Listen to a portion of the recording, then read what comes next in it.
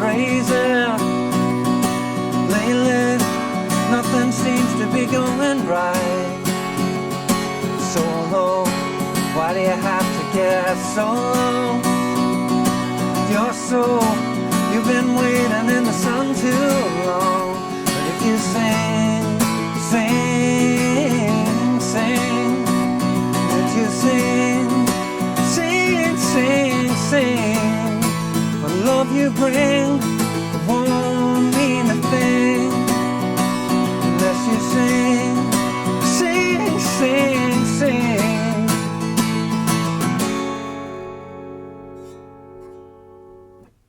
Hey, how you doing? Justin here. Today we are checking out Sing by Travis, written by one of my favourite writers, Fran Healy, who is the singer of Travis, in case you didn't know that. Really cool tune, this one. Kind of fairly simple chords. You can play it with bar chords as well if you want. I'll explain that a little later on. Big deal, I guess, is the strumming pattern, really. That's the thing that you've got to get going on here if you're using the open chords. It's one interesting chord, the A minor 7, for those of you who kind of beginner guitar players might not know that one. So let's talk through the little intro sequence first. We've got E minor, 2, 3, 4, going to A minor, 2, 3, 4, then A minor 7, where all you do is lift off your third finger. You got A minor 7, and back to E minor. So that will be the intro. One more time, that's E minor, 2, 3, 4, going to A minor, 2, 3, 4. A minor 7, just lift off the third finger for a bar and then back to E minor.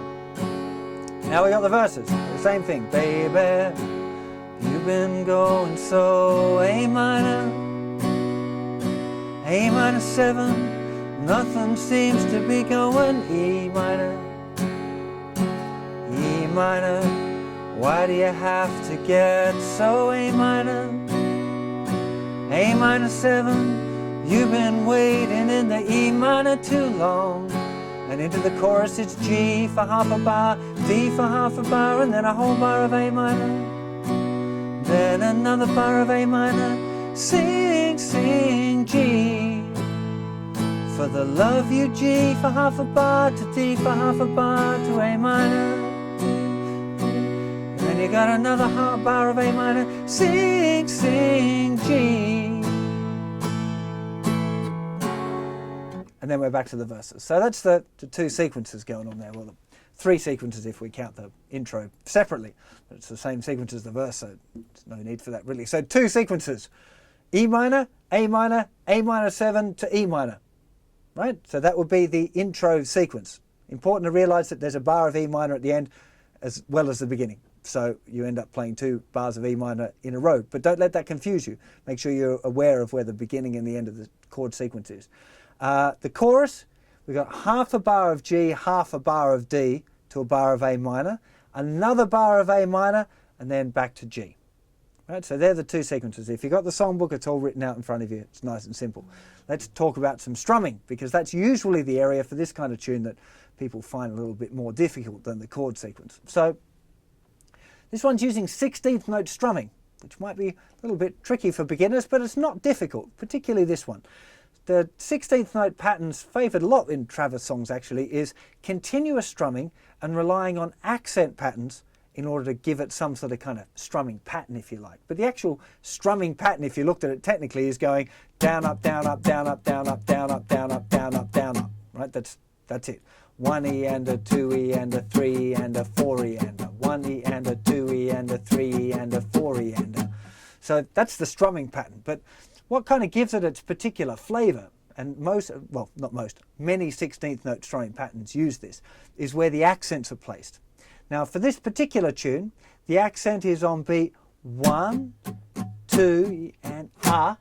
So the last 16th note of beat 2. So this is really easy if you've got the songbook in front of you, because the pattern's written out there, and it's a lot easier with these patterns to have them written down and be looking at them. If you haven't got the songbook, you can't afford to buy it, then or you just don't want to, I guess, then the thing to do is to write it down, right? Because all of these patterns are lots easier to write it down. I do it when I'm learning a new strumming pattern. If it's a tricky one, I write it down and look at it while I'm doing it really nice and slow, right? So we'd have 1 E and 2 E and A, right? That's really important. So 1, 2, 3, 4, 1, 2, 3, 4.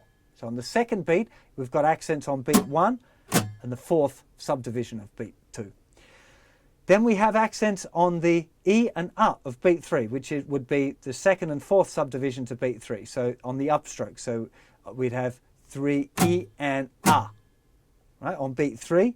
And on beat 4, we've just got an accent on beat 4 itself, right? So 1 E and A, 2 E and A, 3 E and A, 4 E and A, 1 E and A, 2 E and A, 3 E and A, 4 E and A. Down, down, up, up, up, down, down, down, up, up, up, down.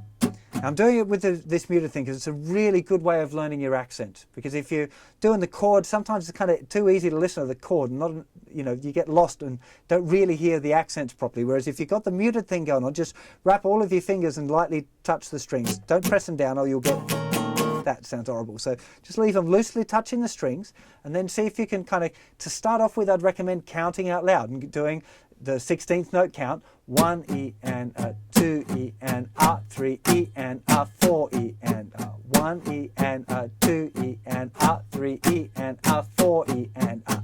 If you haven't learned to speak it yet, it's one of those things that you can practice anywhere, in the car, the train, wherever. Just practicing going 1 E and A, 2 E and A, 3 E and A, 4 E and A. It's a really useful thing to be able to do. I know it's kind of talking, it sounds a little bit weird, sounds a little bit all theory and complicated, but it's not complicated, and it'll really help you get your rhythm guitar skills together. So there's a little tip for you of something else to practice as well.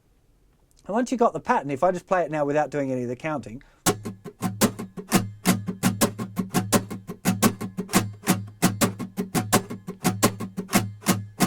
you can hear da, da, da, da, da, da, da, da, da, da, da, da. And that's what's going on here to make the rhythm pattern sound interesting. If I did the first part without any accenting,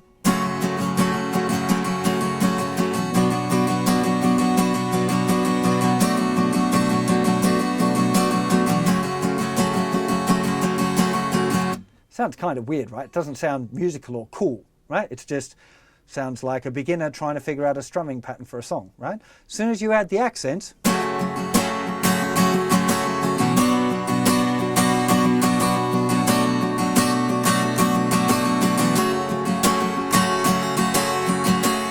sounds loads better, right? So the accenting thing's a pretty big deal, right? Used on lots of different songs. This is kind of proper. I cover it a lot in my Strumming Techniques 2 DVDs, all about 16th note strumming patterns and how to experiment with the accents. But this is, you know, this is how you learn it. It's just doing these patterns and doing them real slow. You know, like I said, if you've got them written down, you can look at them. It's a really good idea. And that'll help you a lot. So the other thing that we've got going on here is the banjo part, which is written out for you in tab in the songbook there. It's kind of an interesting little thing, really, checking out the banjo part. Great if you've got a banjo and you're playing that, but you can also do it on guitar. If you're doing a two guitar thing, if you're having a jam with your buddy, it sounds really cool. The actual part itself is fairly simple. We've got this E minor, A minor, A minor 7, back to E minor. But the trick here is, of course, this little rhythm pattern. And we're doing it finger style. I'm using my second finger to pluck the thinner string, my index finger to pluck the second string, and my thumb to play the third string. And we're going 3, 2, 1, 3, 2, 1, 3, 3, 2, 1, 3, 2, 1, 3. 16th notes again, and we're missing off the first 16th note of each pattern. So 1 E and a 2 E and a 3 E and a 4 E and a 1 E and a 2 E and a 3 E and a 4 E and a.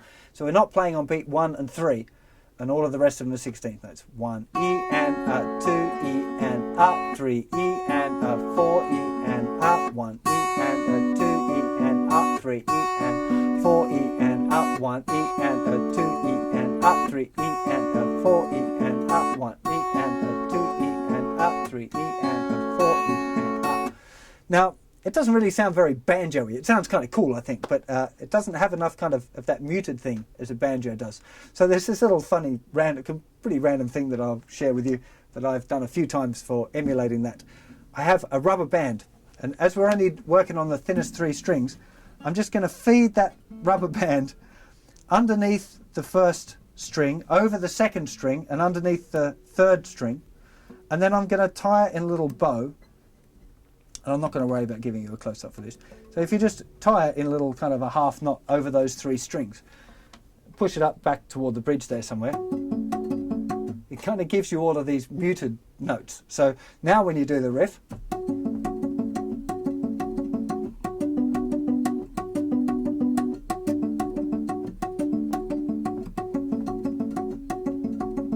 and it sounds really cool. And it's just a rubber band tied into the strings. Those kind of things can be quite a hip little idea. You know, you could do it with palm muting as well. I just find palm muting with fingerstyle in that kind of pattern really difficult. It's possible, you know, to...